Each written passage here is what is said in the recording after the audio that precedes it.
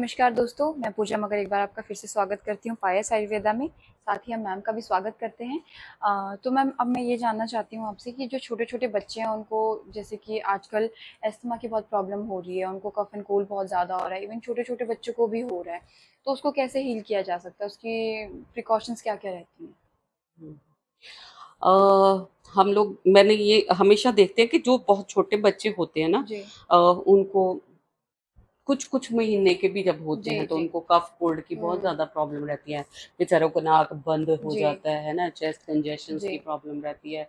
तो कई बार छोटे बच्चों को हुई नेबुलाइज नेबुलाइज तो चलो इजी है, तो कई बार वैसे ही उनको है ना मेडिसिन, और वो भी स्टीरॉयड के नेबुलाइजर्स देना शुरू कर देते हैं, और वो सारी प्रॉब्लम्स कई बार बड़े होते होते भी ठीक होती है। नहीं हो जी, पाती है ना। तो जैसे कि मैं हमेशा बताती हूँ कि मेरा मेरा हमेशा जो मेरी सारी रिसर्च है वो जी। क्यों पे है, क्यों भाई इतना लंबा हुँ। क्यों चलता है कोई प्रॉब्लम। तो इसीलिए मेरी पूरी जो सारी जितनी मेरी रिसर्च है वो सारे इन क्यों के आंसर देने में निकली हुई है। तो छोटे बच्चे हैं, अगर अभी हम लोग जैसे मरकरी की बात कर रहे हैं ना, मेरे पास 5 नंबर का एलिमेंट हुँ, जो है वो रिप्रेजेंट करता है मेरा ये जो हार्ट और हार्ट के ऊपर का थ्रोट चक्र है हुँ, ना। तो ये यहाँ पे हम लोग इसकी पोजीशनिंग मानते हैं चेस्ट में। हुँ। और उसके साथ जो बच्चे बहुत ज्यादा मतलब वीक होते हैं, जिनमें मैं बोलूं कि वाटर एलिमेंट बहुत जी। ज्यादा होता है, उसमें वाटर एलिमेंट रिप्रेजेंट होता है 2 नंबर से। हुँ। That is fluctuation of water.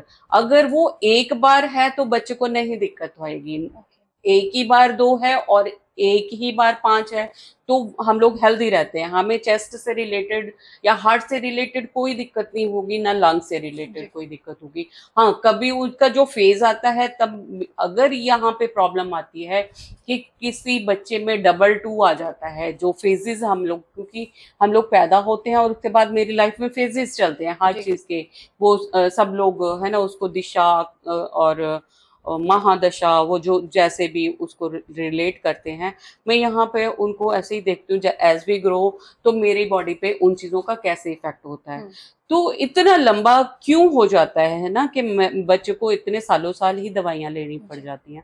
तो अगर मेरी बॉडी में बहुत ज्यादा वाटर एलिमेंट है तो वाटर एलिमेंट रिप्रेजेंट करता है कफ दोष में। आयुर्वेद में अगर हम लोग इसको मानते हैं तो आयुर्वेद में कफ दोष, और कफ का जो मेन स्थान माना गया है लंग्स माने गए हुए हैं। तो लंग्स में अगर वाटर एलिमेंट ज्यादा होता है तो इसका मतलब है कि वहां पे इन्फ्लेमेशन रहती है, वहां पे कफ ज्यादा रहेगा और वो कंजेशन क्रिएट कर जी। देता है ना। या तो ड्राइनेस होती है जहाँ कंजेशन होती है, कंजेशन है कि इन्फ्लेमेशन कि वो वहां पे वाटर एलिमेंट ज्यादा हो गया, या ड्राइनेस है जो जिसको हम कंसोलिडेशन कहते हैं, जो ओके। कि स्मोकर्स जो स्मोक करते हैं उनमें कंसोलिडेशन होती है। तो फर्क होता है दोनों में। बट प्रॉब्लम क्या होती है कि उसमें प्रॉपर ऑक्सीजन इनहेल नहीं कर पाता। अभी हम बच्चों को ले रहे हैं जी। स्पेशली, तो बच्चे नाक बंद हो जाता है बच्चों का, और उसके बाद उनमें इनहेल नहीं कर पाते, वो ओके। पूरा ऑक्सीजन लंग्स में नहीं जा पाती, लंग्स में नहीं जा पाती तो बाकी सिस्टम को नहीं जा पाती, तो बच्चे को ब्रीदिंग में डिफिकल्टी होती है। जी। तो यहाँ पे ना पेरेंट्स क्या कर सकते हैं, सबसे इजी जो चीज है यहाँ पे, बच्चे के पिल्लों के पास वो कैम्फर रख सकते हैं। ओके। ठीक है, छोटे बच्चे जो होते हैं 1 साल से कम की बात कर रही हूँ मैं, तो उनके पास वो कैम्फर, लौंग, अजवाइन, ये सारी 4-5 चीजें हम लोग लिंक पे दे सकते हैं कि उसको लेके वो जी। उसकी एक पोटली सी बना के, बट वो इतनी मतलब फ्यूमिक, उसमें बहुत सारा खुशबू नहीं होती, तो कपूर थोड़ा कूट के डाल देते हैं तो खुशबू भी हो जाती है। आप इनके ऑयल्स ले सकते हैं, हम लोग इसमें ऑयल बनाते हैं कैम्फर ऑयल। तो बच्चे को नहीं पता कि मुझे इनहेल करना है तो जी। बच्चे के मैं पिल्लों पे लगवा देती हूँ कि आपने उस बच्चे के पिल्लों पे ही लगा दो, ताकि उसकी एयर पैसेजेस में कफ एलिमेंट नहीं जमा हो और वो पूरा नाक और उस पे पूरी ब्रीदिंग उसकी प्रॉपर होती रहे। तो यहाँ पे ये एक रेमेडी हो जाती है कि मैंने उसका एयर पैसेज क्लीन रखना है ताकि उसको सांस लेने में दिक्कत नहीं हो। और उसके साथ साथ वहां पे हम लोग स्टीम अगर दे देते हैं तो स्टीम वेपर्स जो हैं वो बच्चे को हेल्प करते हैं कि उसका जो कफ है वो वहां पे स्टिक ना होके वो निकलता रहे। बच्चे बच्चे के आप सुबह जब नहलाते हैं आप देखोगे कि अपने आप ही जब उसके सिर पे पानी डालते हो तो नाक उसका बिल्कुल साफ हो जाता है। कई बार पेरेंट्स को नहीं पता होता तो आप देखोगे आप बच्चे को जब नहलाते हो उसका पूरा अच्छी तरह से नाक वगैरह साफ कर देना चाहिए।